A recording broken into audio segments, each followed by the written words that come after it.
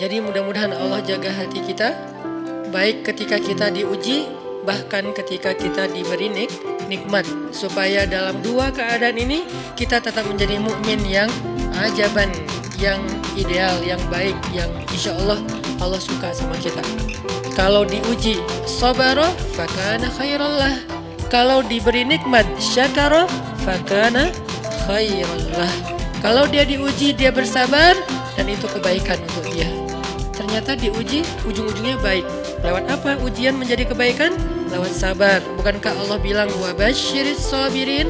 Sampaikan berita gembira kepada orang yang sabar. Ada banyak kebaikan yang Allah sediakan untuk orang yang sabar kalau dia sabar.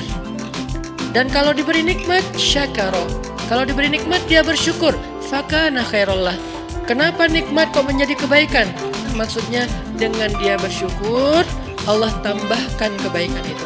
La in syakartum la azidannakum. Jadi orang beriman itu kayaknya hidupnya tuh harusnya sih nggak ada bete-nya. Hidupnya tuh nggak ada istilah, aduh hari ini gue kayak rugi banget nih. Nggak ada orang yang beriman rugi. Kan hidup kita tuh di antara dua itu kan. Cuman varian ujian itu aja macam-macam. Varian ujian itu misalnya kalau di surat Al-Baqarah Allah menyebutkan 3 varian ujian kan. Ba'sa, dharra, zulzilu. Ujian fisik, ujian harta. Harta ini termasuk karir, kerjaan, usaha, bisnis.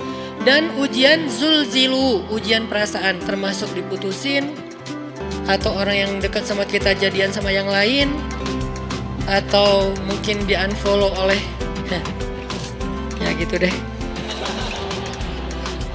Saya kalau udah ngebahas bab ini agak gimana gitu. Jadi 3 varian ini masuk kategori apa? Masuk kategori ujian. Tetap aja 2. Kalau nggak ujian nikmat. Antara 2 itu nih. In asabathu sarra syakara wa in asabathu dharra sabara. Udah gitu aja. Dan nanti bahkan sampai ayatnya gini. Alladzina yunfiquna fis sarra'i wad dharra. Orang yang tetap beramal soleh lewat hartanya dalam keadaan dia berkelebihan atau dalam keadaan dia kekurangan. Itu mukmin, keren banget gitu.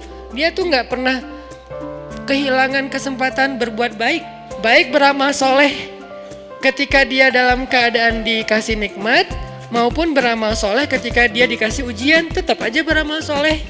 Contoh yang ayat tadi, yunfikuna fis sarra, berinfak dalam keadaan sarra, dalam keadaan bahagia, senang, lagi dapat untung gitu kan. Ataupun yunfikuna fit dharra, tetap berinfak walaupun dia dalam keadaan dharra, dalam keadaan susah, dalam keadaan dor itu kan bahaya. Ini kalau saya infak nih bahaya nih buat saya nih.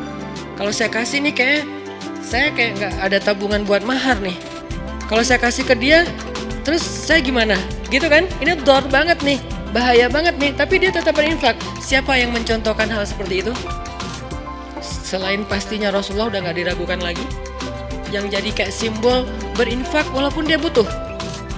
Orang-orang Ansor, yu'thiruna ala anfusihim walau kana bihim khasasah. Mereka mendahulukan orang muhajirin atas dirinya sendiri, walaupun sebetulnya dia juga butuh kepada kebaikan itu.